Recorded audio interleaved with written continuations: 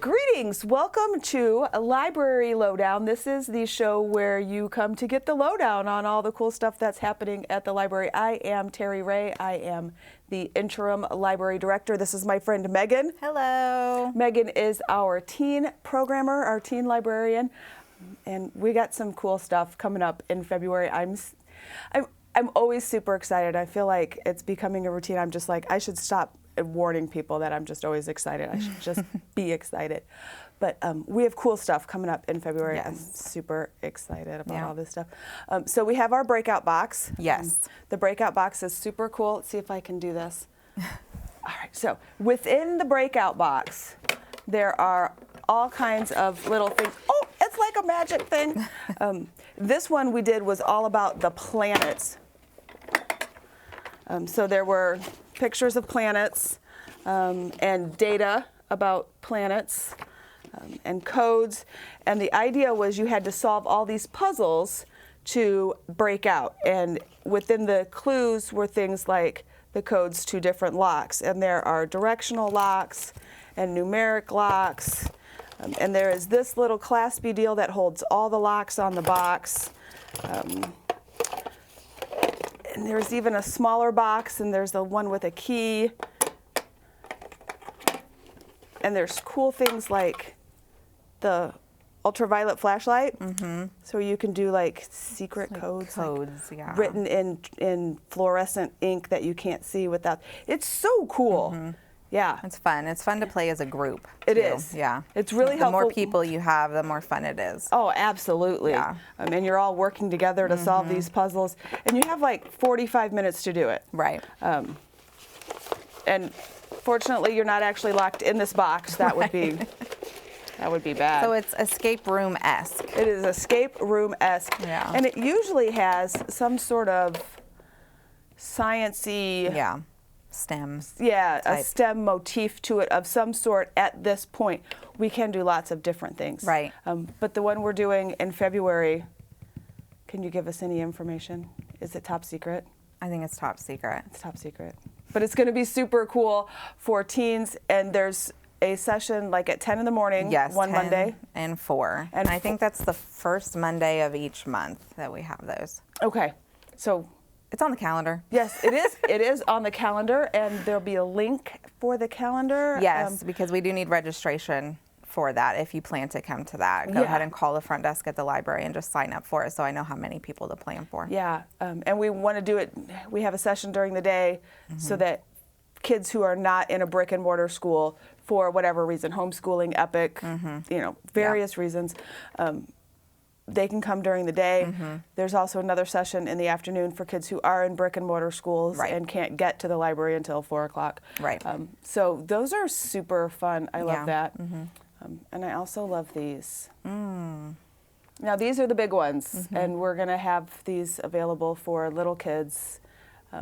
But we're also going to have Legos for big kids, right? Yes, I'm really excited about the Lego Club that is starting. It's going to be the last Monday of February. I don't remember the date of that, but I believe it's at 4 o'clock. Registration is required for that. Also, I have been doing a lot of research on running a successful Lego Club, so I'm really excited to bring that to our tweens and teens. Yeah, the Legos are so cool to me. One, I remember when my kids were little and played with them at this size. Good for little hands that are learning to grip. But regular size Legos for older kids, also still the dexterity, right? And sort of like this planning and coming up with ideas and this whole like design method and putting stuff together. Also fractions, right? Right. So this is a whole. Oh, look, this is half. I mean, like all kinds of educational stuff with Legos. Yeah. It's so great. And it's one of those things I feel like where we grown-ups have been super tricksy and we have fooled the children into thinking that they're playing. Right. When in fact they are They're learning. learning. It's so great. I love it. It's so great. So let me put this stuff down here. Okay. So we're going to have the Legos. We're going to have the breakout boxes. What else are we going to have? We have 3 book clubs for children. We have the elementary is reading Wonder, and then Miss Susan is having a discussion, and then they're going to watch the movie It's fantastic. Have you read the book? Have you I seen haven't the read the movie? book. I have seen the movie. My kids have read the book. We own it. I just never picked it up to read it, but yeah. Yeah, it's a good book. And all about like empathy and like putting yourself in somebody else's shoes or trying to a little bit and learning like what other people's experiences are like and accepting us for who we are. And self-confidence and just all of those good things. It's great. And then that's the children's one. So I have 2 going for teens right now.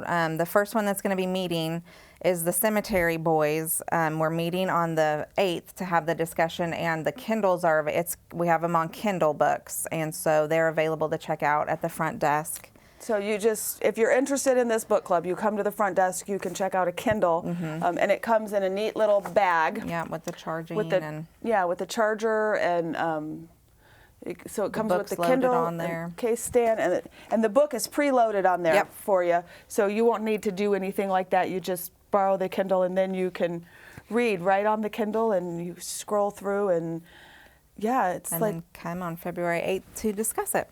Yeah. Now, do you know anything about this book yet? Not much. I try to wait until closer to time to read them so that I remember and it's fresh in my mind. Something about the main character sees ghosts and he can't get rid of it. So the main character, he sees ghosts, and he has summoned a ghost, and now this ghost won't leave him alone, and like. Pesky ghosts. Like, what? Why are you but I get the idea that it is all about sort of like finding your place and who you are, and like that thing that happens during the teen years where you're sort of struggling to figure out who the heck am I in this big world, and like how am I like other people, and how am I unique and different, and how does all and maybe there's some magic thrown in, and there's some ghosts. And if my understanding is correct, the main character is Latino. So there's some Latin family stuff, own voices kind of thing, I can't tell you very much about Latin families, but this particular author, I believe, can. So I think that's super important. So that one looks like it's going to be super fun. Yeah, I'm excited to read it. I love paranormal, so it'll be fun. The other one is the Inheritance games, I see. Yeah, the Inheritance games. And I was discussing it with someone else yesterday, and we thought it kind of sounded, if you've seen the movie Knives Out, it's a little similar to that. It looks like the main character, she's inheriting a large inheritance from someone she's never met, but she has to complete a lot of tasks before getting this inheritance. So yeah, well, so yes, so okay. and again, I haven't read it yet. Okay, this book is one. There is a sequel. Oh, okay. The sequel is called Hawthorne Legacy. So this is book 1. Hawthorne Legacy is book 2.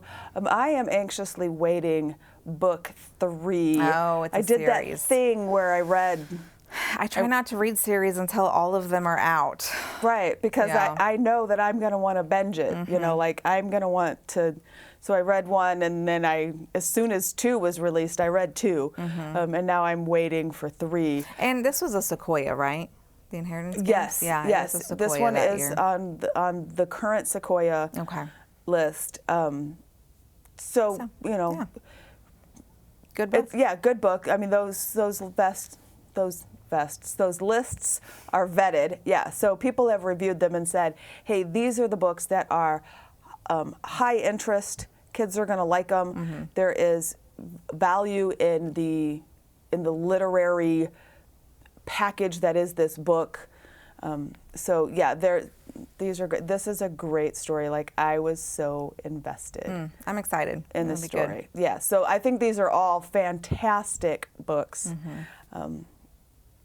Yeah, and I love the book clubs, and we do have book club sets. Now, you can't check out the book club sets that we're currently using because we're using them, but we do have teen book club sets. We have adult book club sets. So if you're wanting to run a book club at your house or church or small group or whatever, we do have book club sets that you can borrow a book club set from the library, Right. And run your own book clubs. And I actually did not even know that was something that was available until I worked here. Yeah. Yeah. So I thought it was really neat to me. I've done book clubs in the past, and we would just buy our books, but if we, Yeah. So it was Yeah. cool. Yeah, you come and check them out, and then you don't have to buy Right. them. Right. Yeah. Yeah.